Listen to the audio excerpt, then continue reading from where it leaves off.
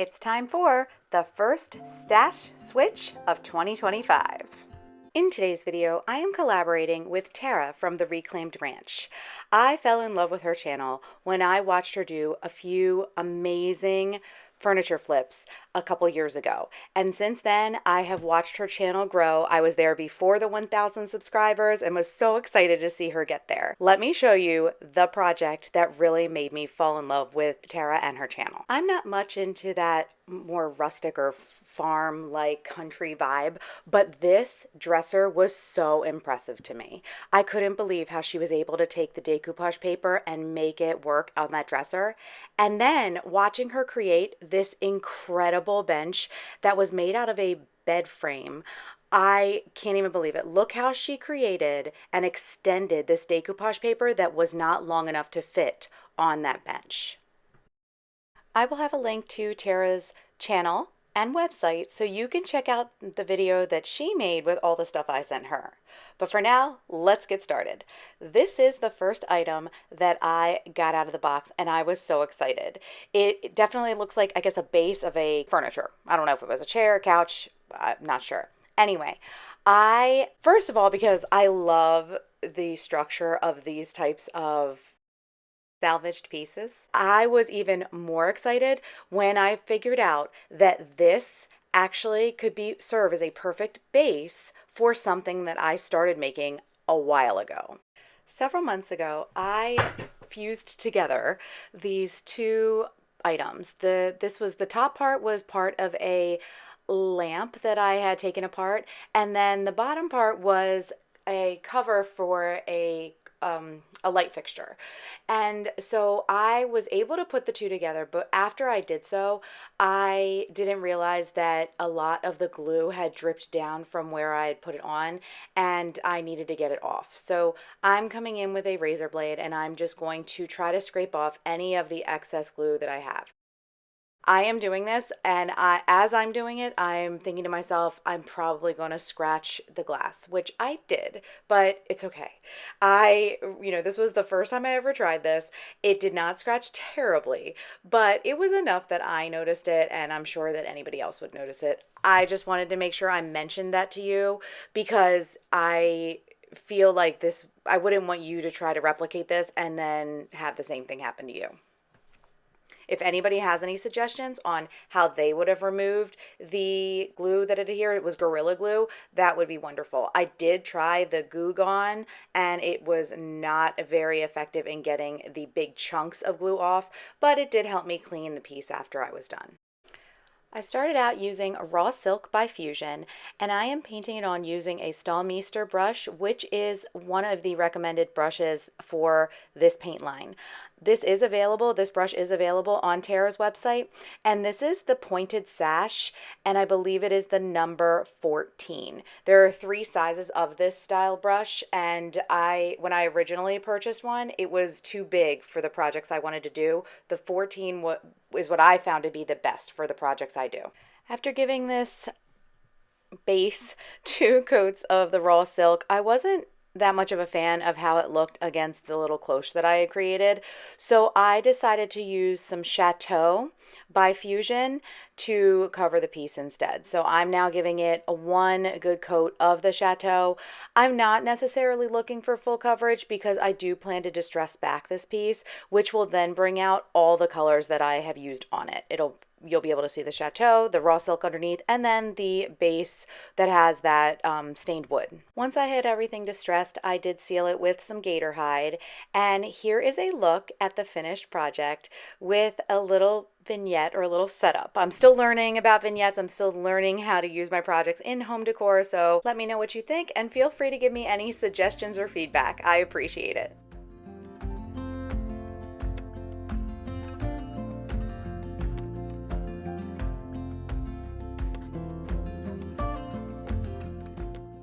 I think that these are like light fixtures or covers. I'm not sure. Comment below, or Tara, tell me. Although they look very similar, they are very different. On one end, there is kind of a more bumpy finish on the one side, and then the other one, as you just saw, fell over when I tried to stand it up. So I have a plan for that. For this first one, I am going to, the one that doesn't fall over when I had it flipped over, that top is flat. So I am actually going to marry it with this little dessert dish that I got for 33 cents last year. I actually got 6 of them for 33 cents each. And I had 2 that I've already upcycled into little trinket dishes or risers, and I'm going to do something similar with this one. I am cleaning it off right now, and then I'm going to use some E6000 to adhere it to this glass base, which is very heavy, by the way. So the best part about that is once I put that E6000 on, I can just let it sit overnight without having to stack any books or any other weight on it, which is good because that dish is very delicate and I wouldn't want to accidentally break or crack the dish trying to put added pressure or weight on this piece. For the other piece, I had these light covers in my stash, and I grabbed one of them and I found that it was perfect in adhering to the base of the second piece. So that's what I'm going to do with this one. That round part fits perfectly, and I'm going to use some B7000 in this one. The only reason I did this, well, there's 2 reasons. One reason is to see if there was a difference between the B7000 and the E6000. This one you can see has a very, very fine point, so it's mostly for like jewelry and very small projects. But because of what happened with my cloche, I was very mindful of how I was using the glue in all of these projects to make sure that that didn't happen to me again. So this let me put on a very, very tiny amount and then adhere it. And we will do a little test to see if the B7000 works as well as the E6000. All right, let's try it out. This one had the E6000, right? 24 hours later, and look how clean it is. You can't even tell. That was a good one. Here's the one with the B7000. Also, no glue coming out the sides. Little by little, it's getting better. I'm going to give both pieces a coat of Victorian Lace, which is a beautiful white. It's a warmer white by Fusion. Tara does carry all of the Fusion paints and other products by Fusion on her website, thereclaimedranch.com. I decided after looking at this, I was originally going to try to distress back some of the white, but then I changed my mind. I wanted to try something different. I'm going to be using some Rub and Buff. This is the color Pewter, and I am going to be rubbing it all over this container or this glass piece. I wanted to give it a little bit more of a shimmer, but more subtle than a gold or a silver would be, and I thought that pewter balanced nicely with the kind of style or translucent feel of the lamp cover that I used on the top. I couldn't get into all those grooves, and I didn't want to get any of that Rub and Buff onto the lamp cover, so I went in with an artist brush and very carefully finished rubbing and buffing all of the rest of this piece. To help the piece look a little bit more finished, I added a velvet ribbon in a wintry blue, and here's how I decided to style these 2 pieces. I just want to note that that table is from the Goodwill bins. It was $5. I have yet to upcycle it. You'll see that soon.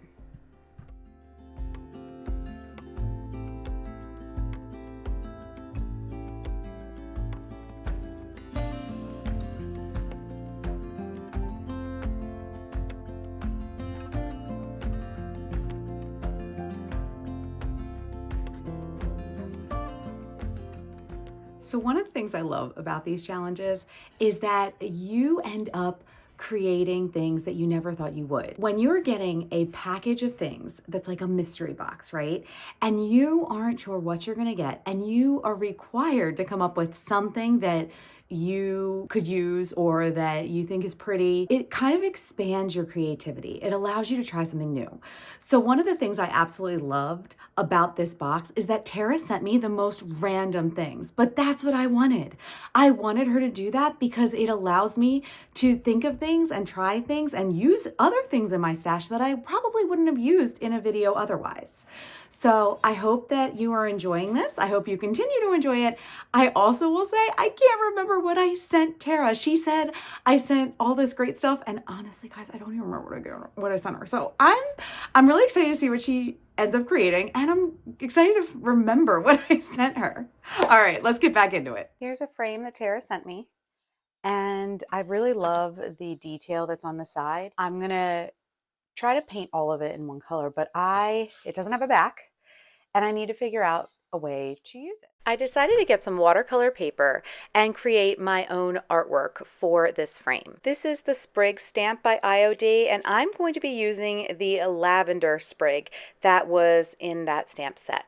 These two colors from Archival Ink, Violet and Rustic Wilderness, and I'm going to be using the green on the stem of the lavender, and of course the violet will be the actual lavender. Both of these colors are things that I already had in my stash. I was not looking to purchase anything new. I'm going to ink up both parts of the lavender and then stamp it on to my paper. Once that stamp is placed on my paper, I'm going to keep one hand on to the stamp or on the stamp and then very lightly press on the other side, and here's our first impression. I'm now going to repeat that step 4 more times. I'm going to have 2 go out to the right and 2 go out to the left, and I'm not as worried about the height of each of my lavender pieces. I really just wanted to be a little bit more whimsical and just like as if they were what you would find in a field, I guess. I don't know. Now I'm going to be using some of the letters from the Apothecary Label stamp set by IOD to spell out the word lavender. I'm setting the letters up on my watercolor paper first just to kind of get an idea of how it'll look once it is stamped on. I do have 2 sets of this stamp set because the letters are so small. It's so much easier to just be able to spell out the entire word, and when you have 2 letters in one word that you need like duplicates of, right? 2 of the same letter. It's just so much easier for me to do it this way. I do want to take a quick break to show you a beautiful watercolor project that Olivia made while I was working on this. She would love your feedback on her work. Okay, now I'm going to be stamping or getting my IOD black ink, and I'm going to be inking up the letters and stamping it above the lavender pieces, and I'm going to make sure that I'm as centered as I can. I'm not necessarily going for perfection, but I do want it to look as centered as possible. Okay, on to the frame. I started out painting it in Victorian Lace by Fusion. Then I changed my mind and moved on to Chateau by Fusion. I really liked this color, but I felt like it was too pale when you looked at it against the picture that we had made. So I decided to try some French Eggshell by Fusion, which is the color that I finally settled on. Once I had painted one good coat on that frame, I came back with a 220 grit sandpaper and decided to distress back as much as I could on those details. I thought that this would be a great way to bring out some of those details without going in with like a different kind of wax. I didn't necessarily want to white wax it and lighten it up again, but I also didn't necessarily want to go in the dark wax way, but I thought what we could try is some Antiguing Glaze by Fusion after this distressing. Here is this Antiguing Glaze by Fusion. I've used this quite a bit. I really do love this product. It does seem very similar to the Van Dyke Brown Antiguing Glaze that I just recently started trying, but you know, they both work very well. This one is available on Tara's website, so I'd like to showcase it. And I'm just going to cover the entire piece. One thing I will mention about the glaze versus using a wax, I tend to wipe back the glaze too soon. Remember, Fusion paint is an all-in-one paint. That means it's already been sealed. So it is not going to soak up too much of that glaze that quickly. So I tend to wipe it on or brush it on and then wipe it back pretty immediately. And I've learned that I need to let it sit for at least 5 minutes or so. I usually go closer to 10 to 15 minutes before wiping back the excess. That gives my projects more of that antique and vintage vibe that I'm trying to achieve, that I believe we're all trying to achieve when we use this type of glaze.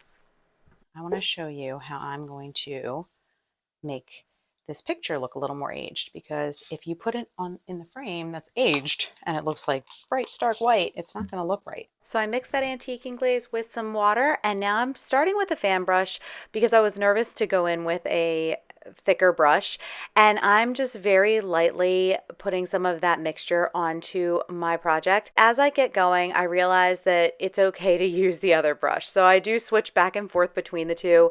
I'm going in different directions to see if that creates any additional texture or interest in the piece. I don't really notice any in the end, but you know, it was fun. I've wiped back the excess. This is still a little bit sticky. It's not fully dry, but look at that. I think that's pretty good. Definitely matches the age, as far as like the age of the painting or whatever, the picture, and this frame. I used some painter's tape to tape down the picture into the frame, and then I'm going to cover that part of the frame with some craft paper, and I painted the border in that French eggshell.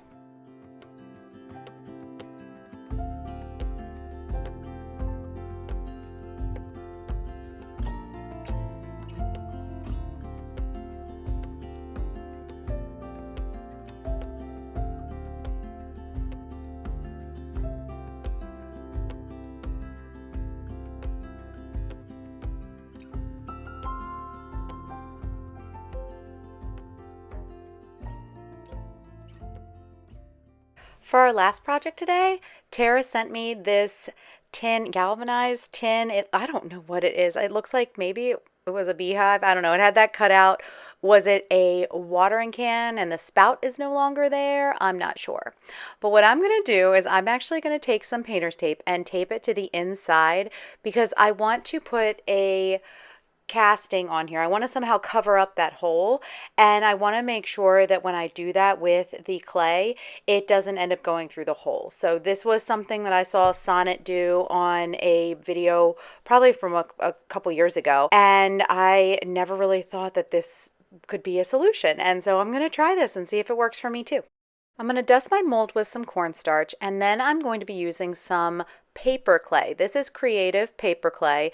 I got this off of Amazon. I can leave a link in the description box below. I find this to be the best clay aside from the air dry clay that IOD provides, which is amazing, but it is rather pricey. So I was trying to find another option. And this clay, it really does not crack much at all. I have found it to be, of all the clays I've tried, very, very good and very easy to use. I will say that one of the things that I've learned is to avoid using water or using any misting with that the way that you might use with other kinds of clay. As you mold the clay in your hand, it becomes more pliable and more easy to use as you mold with it. I'm going to press that clay into the mold, and then I am running my thumb and my fingers along the edges to get all of the excess clay off the sides and make the casting as neat as I can. This is the Meadow Hair mold by Redesign with Prima. This is a mold that is available on Tara's website,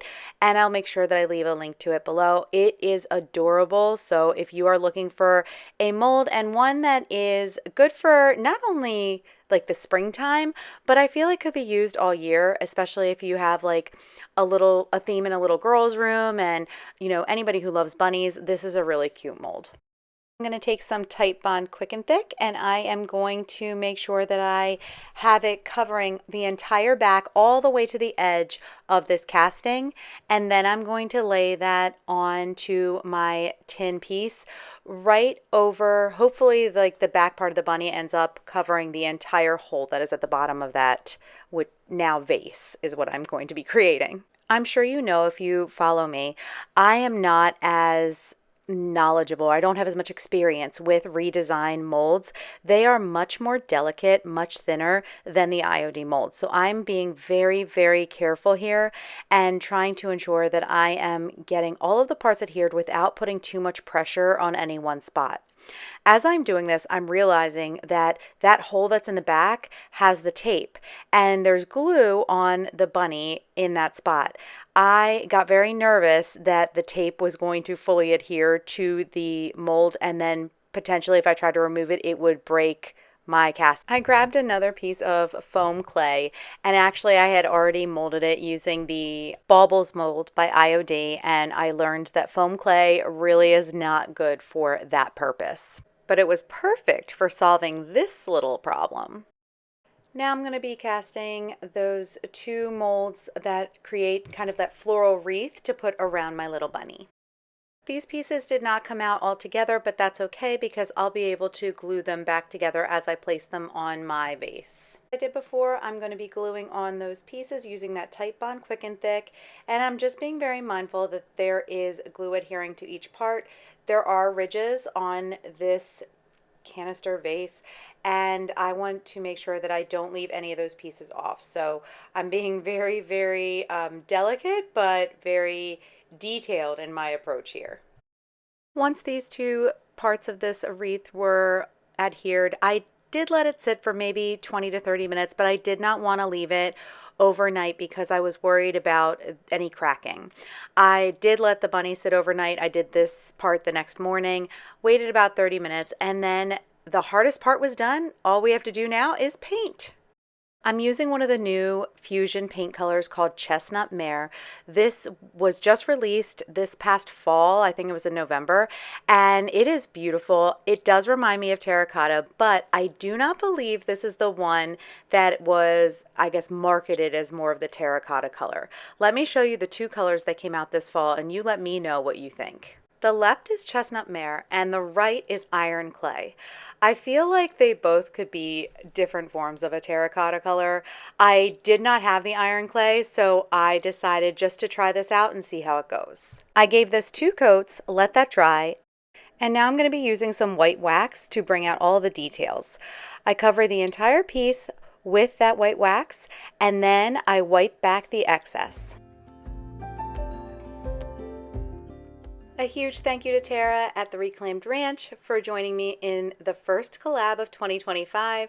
Please make sure you check out her channel and the video that she's created with the things I sent her. And don't forget to check out her website. I think you'll be pleased with some of the amazing things you'll find. Have a wonderful week, everyone. See you soon.